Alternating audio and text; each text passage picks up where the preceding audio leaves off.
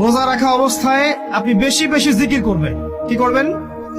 সুবহানাল্লাহ পড়বেন, আলহামদুলিল্লাহ পড়বেন, আল্লাহু আকবার পড়বেন, লা ইলাহা ইল্লাল্লাহ পড়বেন, লা হাওলা ওয়ালা কুওয়াতা ইল্লা বিল্লাহ পড়বেন, পড়বেন হাসবি আল্লাহ ওয়া নি'মাল ওয়াকিল, সুবহানাল্লাহি ওয়া বিহামদিহি, সুবহানাল্লাহিল আযীম, সুবহানাল্লাহিল আযীম ওয়া বিহামদিহি, পড়বেন আস্তাগফিরুল্লাহ ওয়া আতুবু ইলাইহি, আস্তাগফিরুল্লাহ ওয়া আতুবু ইলাইহি, পড়বেন লা ইলাহা ইল্লাল্লাহ ওয়াহদাহু লা শারীকা লাহু লাহুল মুলকু ওয়া লাহুল হামদু ওয়া হুয়া আলা কুল্লি শাইইন কাদির। পারা যাবেন ইনশাআল্লাহ?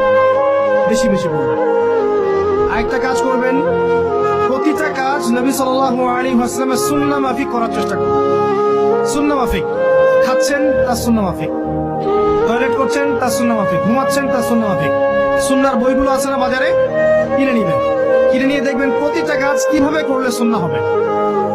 এই কাজগুলো করতে গিয়ে আপনাকে গভর্নমেন্ট বাধা দিবে, বিশ্বের পরাশক্তিরা বাধা দিবে, আপনাকে কি কেউ পিটাবে এগুলো করলে, জেল খাটাবে? এগুলো আমাদের ব্যক্তি স্বার্থের ব্যাপার, ইচ্ছা করলেই করা যায়। এই ইচ্ছাটা আল্লাহ পাক আমাদের অন্তরে জাগ্রত করুন, আমিন। একটা কাজের কথা বলবো, নরমালি আমরা ফরজ গুলোতে বেশি ফোকাস করি, ফরজ ওয়াজিবে। রমজান মাসের সুন্নত মুস্তাহাবে ফোকাস করতে হবে। রমাদানে একটা নফল আপনাকে ফরজের নেকি দিয়ে দিবেন ইনশাআল্লাহ, রমাদান একটা সুন্নাহ আপনাকে ফরজের নেকি দিবেন ইনশাআল্লাহ।